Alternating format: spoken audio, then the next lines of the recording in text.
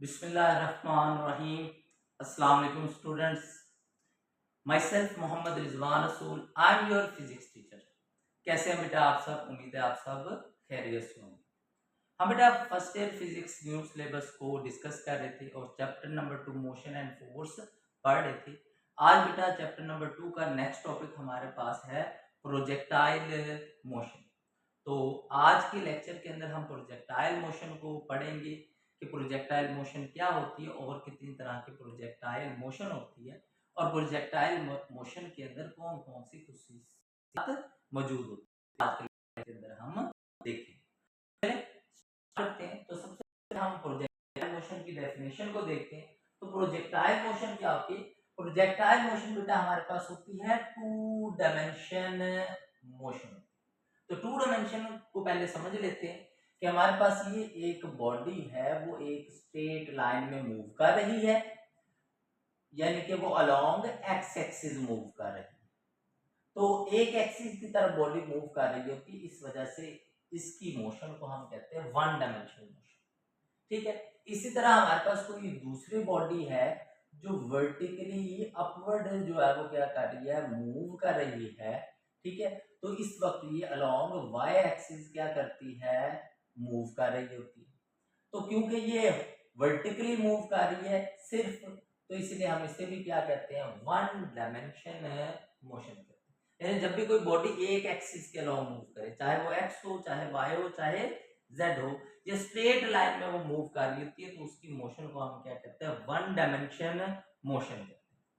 अब बेटा अगर हम कोई बॉडी लें और उस बॉडी को क्या करें, सर्कल के अंदर क्या करवा दें, मूव करवा दें। यानी कि हमने एक बॉडी ली है, उसको एक रस्सी के साथ क्या है, बांधा है और उसको सर्कल में हम घुमा रहे हैं, और सर्कल हमारा क्या है, वर्टिकल सर्कल है।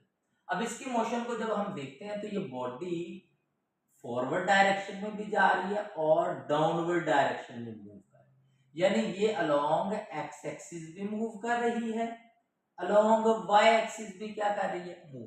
तो इस वजह से इसकी मोशन को बेटा हम क्या कहते हैं, टू डायमेंशन मोशन। तो प्रोजेक्टाइल भी मोशन भी इसी तरह होती है, टू डायमेंशन मोशन। यानी प्रोजेक्टाइल मोशन में भी बॉडी दो एक्सिस के लॉन्ग डिस्टेंस क्या करती है, कवर करती है। ठीक है।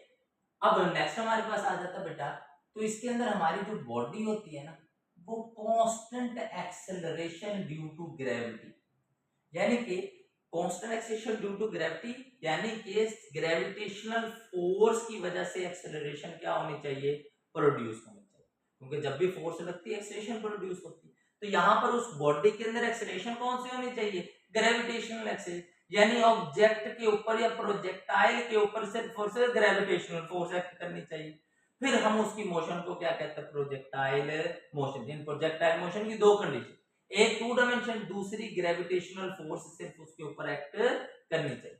जैसे कि बेटा यहाँ पर हम इस सर्कल की बात करें तो ये टू डायमेंशन है, लेकिन ये प्रोजेक्टाइल मोशन नहीं, क्योंकि इस वक्त इसके ऊपर अर्थ की ग्रेविटेशनल फोर्स तो लग रही है, इसकी वजह से तो एक्सेलरेशन है, लेकिन इसके साथ साथ इस रस्सी में टेंशन की भी फोर्स है। तो इसके ऊपर दो फोर्सेस लग रही हैं, इन दो फोर्स की वजह से एक्सेलरेशन इसके अंदर प्रोड्यूस होगी। तो इस वजह से हम इसको प्रोजेक्टाइल मोशन नहीं कह सकते। तो फिर प्रोजेक्टाइल मोशन होती कैसे? तो हमारे पास जब हम किसी बॉडी को इस तरह से क्या करते हैं, थ्रो करते हैं कि वो इस तरह के कर्व पैराबोलिक पाथ पे मूव करती है, तो इस मोशन को हम क्या कहते हैं, प्रोजेक्टाइल मोशन। अब इस मोशन के अंदर हमारी जो बॉडी होती है वो फॉरवर्ड डायरेक्शन में भी जा रही है, यानी एक्स एक्सिस हॉरिजॉन्टली भी डिस्टेंस कवर करती है, इसके साथ साथ वो वर्टिकली यानी अपवर्ड भी जा रही है। तो इसमें हमारे पास एक्स एक्सिस के लॉन्ग भी मोशन है और वाई एक्सिस के लॉन्ग भी मोशन है। तो इस मोशन को हम बेटा कहते हैं टू डायमेंशन। और इसके साथ साथ इस ऑब्जेक्ट के ऊपर जमीन की ग्रेविटेशनल फोर्स भी क्या कर रही है, एक्ट। और सिर्फ क्या लग रही है, ग्रेविटेशनल फोर्स। तो दोनों कंडीशन इसके अंदर हमारी पूरी हो रही है कि टू डायमेंशन मोशन और constant acceleration due to gravity. तो इस मोशन को, इस बॉडी की मोशन को हम क्या कहेंगे, प्रोजेक्टाइल मोशन कहेंगे। जैसे कि बेटा एग्जांपल लिखी हुई है, किक ऑफ फुटबॉल, जब हम किसी फुटबॉल को किक करते हैं या बैट्समैन क्रिकेट बॉल को हिट करता है, तो हमेशा वो इस तरह के पैराबोलिक पाथ पर क्या करता है, मूव करता है, इसलिए इसकी मोशन क्या कहलाती है, प्रोजेक्टाइल मोशन कहलाती है। अब यहाँ पर बेटा याद रखना है कि वो बॉडी या वो ऑब्जेक्ट जो क्या कर रही होती है, प्रोजेक्टाइल मोशन करती है। जैसे इसमें फुटबॉल, इसमें क्रिकेट बॉल, तो उस ऑब्जेक्ट को क्या कहते हैं, हम प्रोजेक्टाइल कहते हैं, क्योंकि इसका बार बार हमने जिक्र करना है तो आपको पता होना चाहिए। तो उसको हम क्या कहते हैं, प्रोजेक्टाइल कहते हैं, जो ऑब्जेक्ट प्रोजेक्टाइल मोशन करते हैं। अच्छा बेटा, नेक्स्ट हमारे पास आ जाता है आइडियल प्रोजेक्टाइल मोशन। तो पहले आइडियल प्रोजेक्टाइल मोशन को क्यों हम डिस्कस करते हैं। अब जब हम किसी ऑब्जेक्ट को टू डायमेंशन में मूव करते हैं, थ्रो करते हैं, तो वो हमेशा हवा में मूव करती है। तो हवा के अंदर जब वो मूव करती है तो ग्रेविटेशनल फोर्स तो उस पर एक्ट करती है, लेकिन उसके साथ साथ एयर फ्रिक्शन की भी फोर्स होती है। तो एयर फ्रिक्शन जो है वो उसकी मोशन को अफेक्ट करती होती है। तो आइडियल प्रोजेक्टाइल मोशन के अंदर हम ग्रेविटेशनल फोर्स के अलावा जितने भी फोर्सेस के अफेक्ट होते हैं ना, उनको हम निगलेक्ट कर देते, ताकि हमारी प्रोजेक्टाइल मोशन सिंपल हो जाए, आसान हो जाए। इस वजह से हम जब भी स्टडी करते हैं तो क्या लेते हैं, आइडियल प्रोजेक्टाइल मोशन। तो अब आइडियल प्रोजेक्टाइल मोशन या आइडियल प्रोजेक्टाइल क्या होता है बेटा, ऐसा प्रोजेक्टाइल जिसके ऊपर कोई हॉरिजॉन्टल फोर्स एक्ट ना करे, जैसे कि एयर फ्रिक्शन या एयर रेजिस्टेंस, तो उस प्रोजेक्टाइल को हम कहते हैं आइडियल प्रोजेक्टाइल, और उस मोशन को आइडियल प्रोजेक्टाइल मोशन कहते हैं। अब आइडियल प्रोजेक्टाइल मोशन में बेटा दो अजम्पशन हम ले रहे हैं। एक, कोई एक्सटर्नल इफेक्ट नहीं होने चाहिए, जैसे कि एयर फ्रिक्शन या एयर रेजिस्टेंस। दूसरा, हमने अर्थ को जो है ना फ्लैट जो है वो क्या करना है, कंसीडर करना है। ठीक है, तो उसको हम फिर क्या कहेंगे, आइडियल प्रोजेक्टाइल मोशन। नेक्स्ट हम बात करते हैं कि हमारे पास प्रोजेक्टाइल की टाइप्स है। दो टाइप है, हॉरिजॉन्टल प्रोजेक्टाइल और ऑब्लिक प्रोजेक्टाइल। हॉरिजॉन्टल प्रोजेक्ट और ऑब्लिक प्रोजेक्टाइल। अब बेटा जब भी हमने किसी चीज को थ्रो करना होता है under the influence of gravitational force, तो उसकी मोशन प्रोजेक्टाइल। अब जब भी हम किसी चीज को फेंकते हैं तो दो ही तरीकों से फेंका जा सकता है, या तो आप जमीन पर खड़े होकर उसको फेंक दें, या तो किसी हाइट से आप उसे हॉरिजॉन्टली फेंक। तो इसीलिए हमारे पास दो टाइप्स हैं, एक हॉरिजॉन्टल प्रोजेक्ट और दूसरा ऑब्लिक। तो अभी हम पढ़ेंगे आज के लेक्चर में हॉरिजॉन्टल प्रोजेक्टाइल, नेक्स्ट लेक्चर में हम ऑब्लिक प्रोजेक्टाइल को डिस्कस करेंगे। तो हॉरिजॉन्टल प्रोजेक्टाइल क्या होता है बेटा, हॉरिजॉन्टल प्रोजेक्टाइल होता है जिसके अंदर हम किसी प्रोजेक्टाइल को या किसी ऑब्जेक्ट को थ्रो करते हैं with horizontal velocity in horizontal direction, और वहां पर हमारे पास कोई हाइट h हो, तो उस वक्त उसकी मोशन को हम कहते हैं हॉरिजॉन्टल प्रोजेक्टाइल। जैसे कि हमारे पास ये कोई ऑब्जेक्ट है और इसका बेटा जो जमीन से फासला है वो हमारे पास क्या है, y। ठीक है, और ये हमारे पास अर्थ से फासला इसका क्या है, y। अब बेटा जब हम इस प्रोजेक्टाइल को इनिशियल वेलोसिटी देकर फेंकते हैं, और वो इनिशियल वेलोसिटी हम हॉरिजॉन्टली देते हैं, तो ये प्रोजेक्टाइल जो है वो इस तरह के कर्व्ड पाथ के ऊपर क्या करता है, मूव करना शुरू कर देता है। ठीक है, तो इस तरह की मोशन क्या कहलाती है, हॉरिजॉन्टल प्रोजेक्टाइल मोशन। अब इसके अंदर बेटा क्योंकि यहाँ पर हमारे पास नो हॉरिजॉन्टल फोर्स, यहाँ पर हमारे पास कोई हॉरिजॉन्टल फोर्स नहीं होती, जैसे कि एयर फ्रिक्शन या एयर रेजिस्टेंस, इस वजह से हमारा जो हॉरिजॉन्टल कंपोनेंट होता है वेलोसिटी का, v i x is equal to v f y is equal to v x, तो ये हमेशा क्या रहता है बेटा, कांस्टेंट रहता है। यानी हॉरिजॉन्टल कंपोनेंट ऑफ वेलोसिटी हमेशा कांस्टेंट रहता है, ना ये कम होता है ना ये ज्यादा होता है, क्योंकि कोई हॉरिजॉन्टल फोर्स एक्ट नहीं कर रही है। तो यहाँ पर ये जो हमारा हॉरिजॉन्टल कंपोनेंट है वेलोसिटी का, ये है ड्यूरिंग वोर प्रोजेक्टाइल मोशन क्या रहता है, कांस्टेंट रहता है। ठीक है, यानी ये Vx जो है वो क्या रहता है, फिक्स रहता होता है। इसी वजह से बेटा जो हॉरिजॉन्टल एक्सेलरेशन होती है वो भी क्या होती है, जीरो। हॉरिजॉन्टल एक्सेलरेशन जो होती है वो क्या होती है, जीरो होती है, हॉरिजॉन्टली बॉडी एक्सेलरेट नहीं करती। और इसी तरह बेटा जब हमारा ये प्रोजेक्टाइल मूव करता है, क्योंकि 2 डायमेंशन में होता है, तो वेलोसिटी का x कंपोनेंट होता है, तो इसके साथ इसका y कंपोनेंट भी होता है। लेकिन इनिशियली जो हमारा वेलोसिटी का y कंपोनेंट होता है वो बराबर क्या होता है, 0 के, क्योंकि हमने कोई हॉरिजॉन्टल फोर्स अप्लाई नहीं, सॉरी वर्टिकल फोर्स अप्लाई नहीं की, हमने सिर्फ हॉरिजॉन्टल फोर्स अप्लाई की है, जिसकी वजह से प्रोजेक्टाइल हॉरिजॉन्टल वेलोसिटी से, तो इनिशियली हमारे पास वर्टिकली कोई फोर्स एक्ट नहीं करती, इसलिए इनिशियल y कंपोनेंट 0 के बराबर। लेकिन जैसे प्रोजेक्टाइल आगे मूव करना शुरू करता है, जमीन की ग्रेविटी इसको खींचने लगती है, जिसकी वजह से हमारा जो y कंपोनेंट है वेलोसिटी का वो इंक्रीज हो जाता है। क्यों? क्योंकि यहाँ पर जो है वो वर्टिकल फोर्स एक्ट करती है, जो कि क्या होती है, ग्रेविटेशनल फोर्स। तो वर्टिकली क्या एक्ट कर रही है, हमारी ग्रेविटेशनल फोर्स एक्ट करती है, जिसकी वजह से फिर बाद में vertical component of velocity increase करता है। और इसी तरह जैसे जैसे आगे मूव करता जाता है, ये वर्टिकल कंपोनेंट ऑफ वेलोसिटी बढ़ता जाता है। जमीन से टकराने से पहले ये वर्टिकल कंपोनेंट की जो वेलोसिटी होती है वो फाइनल वेलोसिटी होती है। यहाँ पर हमारी जो वेलोसिटी होती है वो क्या होती है, फाइनल वेलोसिटी होती है, और ये मैक्सिमम होती है। ठीक है, तो हाईएस्ट पॉइंट पर जो हमारी y कंपोनेंट की वेलोसिटी है वो 0 होती है, और लैंडिंग पॉइंट से जस्ट अबव जो है वो y कंपोनेंट जो होता है उसकी फाइनल वेलोसिटी क्या हो जाती है, मैक्सिमम हो जाती है। अब यहाँ पर बेटा जो हमारे पास इनिशियल वेलोसिटी है, इनिशियल y कंपोनेंट जो वेलोसिटी का है बेटा, वो हमारे पास क्या आ जाएगा, vi y आ जाता है, और ये बराबर किसके होता है, 0 के बराबर।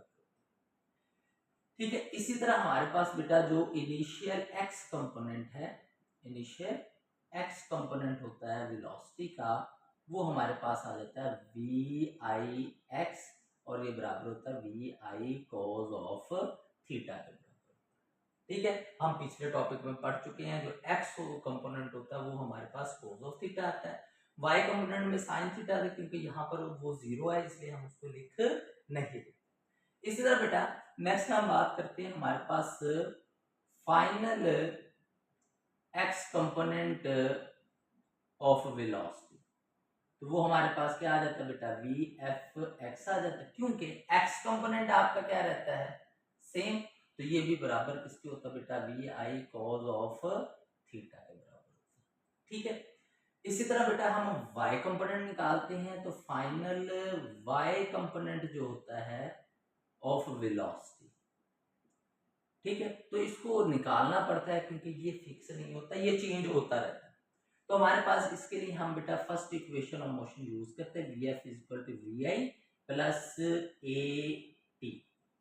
तो क्योंकि वर्टिकल कंपोनेंट निकालना है, यानी y कंपोनेंट निकालना है, तो यहाँ पर हमारे पास जो वेलोसिटी होगी ना फाइनल, इसका हम y कंपोनेंट लेंगे। इसी तरह ये जो इनिशियल वेलोसिटी, इसका भी क्या लेंगे, y कंपोनेंट लेंगे, और यहाँ पर जो एक्सेलरेशन है वो भी कौन सी लेंगे, y कंपोनेंट की क्या लेते हैं, एक्सेलरेशन। ठीक है, तो अब यहाँ पर बेटा जो हमारा vfy कंपोनेंट है वो बेटा बराबर आ जाता है viy के, और viy जो है वो बराबर बेटा किसके होता है, 0 के बराबर होता है। viy किसके बराबर है, 0 के बराबर है, और यहाँ पर हमारे पास प्लस आ जाएगी, यहाँ एक्सेलरेशन। अब बेटा क्योंकि y component of initial velocity is not equal to final y component of velocity, ये दोनों बराबर बराबर नहीं हो, इसका मतलब वेलोसिटी क्या होती है, y कंपोनेंट की वेलोसिटी चेंज होती है, और जब वेलोसिटी चेंज होती है तो वहां पर हमारे पास क्या आ जाती है, y कंपोनेंट की एक्सेलरेशन आ जाती है, और ये ग्रेविटेशनल एक्सेलरेशन के क्या होती है, बराबर। अब जब ऑब्जेक्ट डाउनवर्ड मूव करती है, तो ये जो ग्रेविटेशनल एक्सेलरेशन है उसको क्या लिया जाता है, पॉजिटिव। जब बेटा कोई ऑब्जेक्ट अपवर्ड मूव करती है तो उसकी g की वैल्यू क्या ली जाती है, नेगेटिव। तो यहाँ डाउनवर्ड मूव कर रही है तो हम इसे प्लस लेंगे, तो ये हमारे पास आ जाएगा gt के बराबर। ठीक है, तो ये हमारे पास आ जाएगा vfy is equal to gt। तो हमारे पास y कंपोनेंट जो वेलोसिटी का आएगा वो बराबर किसके आ जाता है बेटा, gt के क्या होता है, बराबर। क्लियर है यहाँ तक बात बेटा। अब बेटा इस प्रोजेक्टाइल मोशन की सारी एक्सप्लेनेशन आपने वर्डिंग के अंदर लिखनी है, जैसे समझाया आप इसी को अपने अल्फाज की सूरत में लिख सकते हैं। तो हमने हॉरिजॉन्टल कंपोनेंट्स की भी बात कर ली, वर्टिकल कंपोनेंट की बात कर ली कि इनिशियल वाई कंपोनेंट हमारा 0 होता है, फाइनल वाई कंपोनेंट जीटी के बराबर होता है, और वाई कंपोनेंट की एक्सेलरेशन क्या होती है बेटा, जी होती है।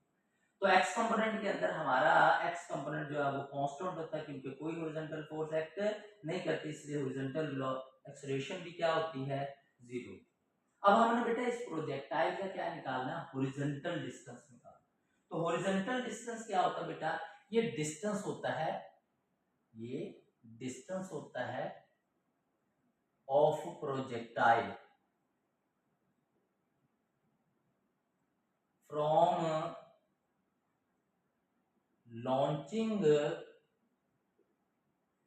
पॉइंट एंड लैंडिंग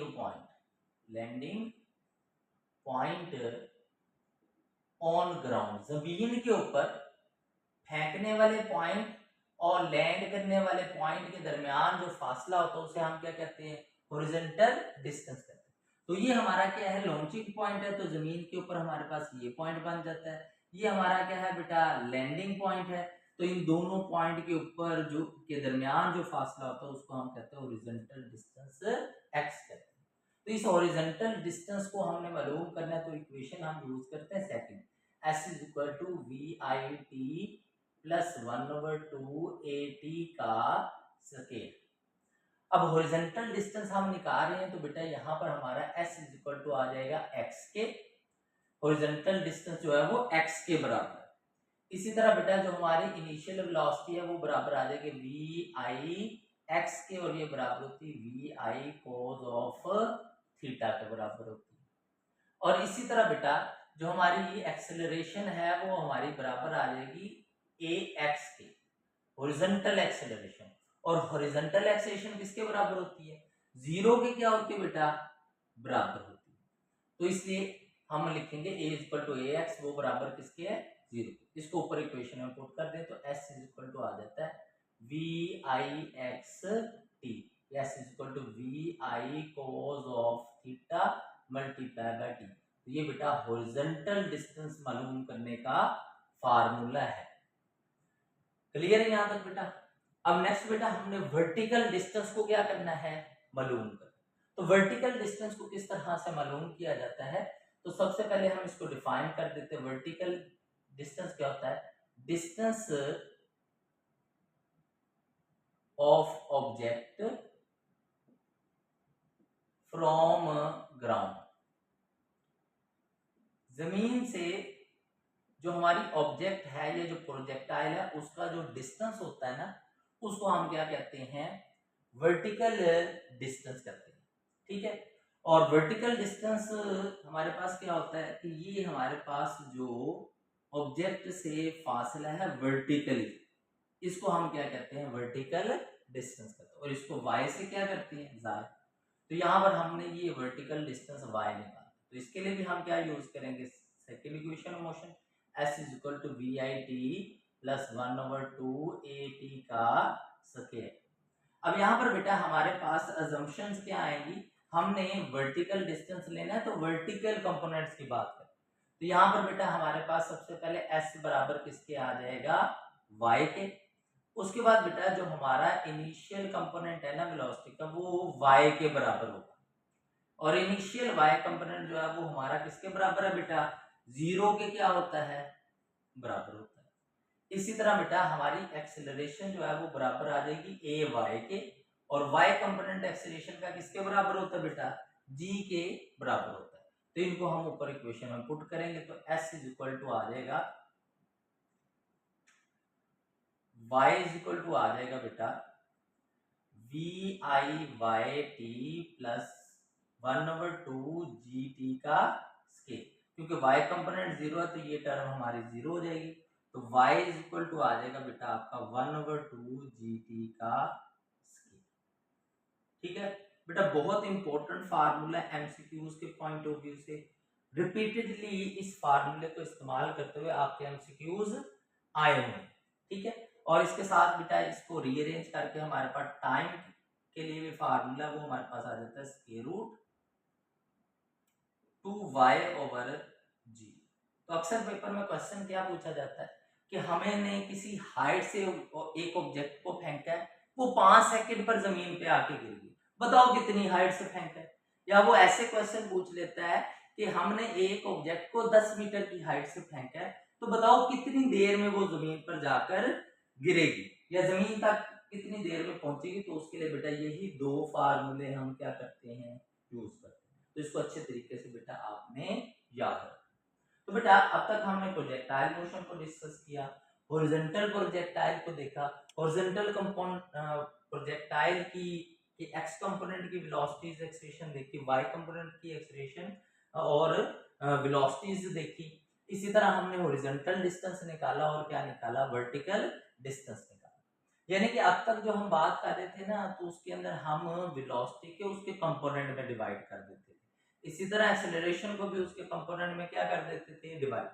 लेकिन जो हमारा प्रोजेक्टाइल होता है उसकी जो वेलोसिटी होती है वो उसके एक्स या सिर्फ वाई कंपोनेंट की वेलोसिटी पर डिपेंड नहीं करती, बल्कि दोनों की वेलोसिटी के ऊपर क्या करती है, डिपेंड, जिसे हम क्या कहते हैं, टोटल वेलोसिटी ऑफ प्रोजेक्टाइल। अब हमने total velocity of projectile calculate कर लिया, तो टोटल वेलोसिटी ऑफ प्रोजेक्टाइल जो है वो टोटल वेलोसिटी ऑफ प्रोजेक्टाइल होती है बेटा इज गिवन एज। तो बेटा हम टोटल वेलोसिटी जो है वो प्रोजेक्टाइल की वेक्टर के फार्मूले से देते हैं, जो हम पढ़ चुके हैं इन टर्म ऑफ कंपोनेंट। तो total velocity in term of component होती है वी एफ एक्स का square plus v f y का स्क्वायर। इस फार्मूले की मदद से बेटा हम टोटल वेलोसिटी जो होती है वो प्रोजेक्टाइल की क्या कर सकते हैं, कैलकुलेट कर सकते हैं। तो अब बेटा ये टोटल वेलोसिटी निकालनी है, तो हमें फाइनल वेलोसिटी का कंपोनेंट चाहिए, इसी तरह फाइनल वेलोसिटी का वाई कंपोनेंट चाहिए। अब इसको हम कैलकुलेट करेंगे, तो हम बेटा जानते हैं, हम अभी डिस्कस कर चुके हैं कि नो हॉरिजॉन्टल फोर्स है, कि कोई हॉरिजॉन्टल फोर्स नहीं एक्ट करती। सो इस वजह से बेटा जो हमारा वी आई एक्स है वो बराबर होता है वी एफ एक्स के, और ये क्या होता है बेटा, v i cos of theta के बराबर होता है। एंड हॉरिजॉन्टल कंपोनेंट एक्सेलरेशन जो होता है is equal to 0। Horizontal acceleration 0 के क्या होती है, बराबर। तो हमारे पास ये इनिशियल कंपोनेंट आ गया वेलोसिटी का अलोंग एक्स एक्सिस, इसी तरह फाइनल कंपोनेंट ऑफ वेलोसिटी आ गया अलोंग एक्स एक्सिस। इसी तरह बेटा हमने क्या निकालना है, वाई कंपोनेंट। अब जो हॉरिजॉन्टल कंपोनेंट है ये तो सिंपल है क्योंकि ये कांस्टेंट रहता है, लेकिन वाई कंपोनेंट वेलोसिटी का चेंज होता है। तो बेटा इसी को हम कहेंगे एज ग्रेविटेशनल फोर्स जो है वो क्या करती है, एक्ट करती है on object, on projectile. So initial y component velocity का जो होता है वो बराबर नहीं होता फाइनल y कंपोनेंट के, ये आप दोनों बराबर नहीं। तो आप कैसे बेटा निकालेंगे, तो हमारे पास इनिशियल वेलोसिटी का जो कंपोनेंट होता है वो बराबर होता है किसके, v i cos of theta. अगर हम बेटा प्रोजेक्टाइल मोशन की बात करें तो हमारे पास इनिशियल y कंपोनेंट किसके बराबर होता है, v i sine of theta के क्या होता है, बराबर होता है, जो कि इस केस के अंदर इनिशियली 0 के क्या आता है, बराबर।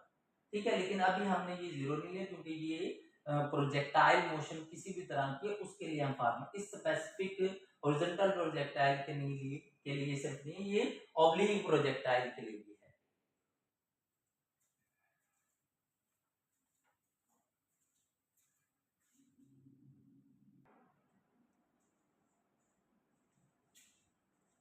सो बेटा लाइट चली गई थी, आगे कंटिन्यू करते हैं। तो हमारे पास y कंपोनेंट जो हमारे पास वेलोसिटी का आता है इनिशियल, वो आ जाता है v i y is equal to v i sign.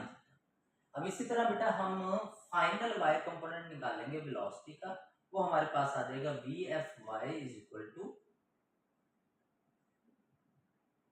We i plus a t. यानी कि फर्स्ट इक्वेशन ऑफ मोशन से जो है वो हम निकालेंगे।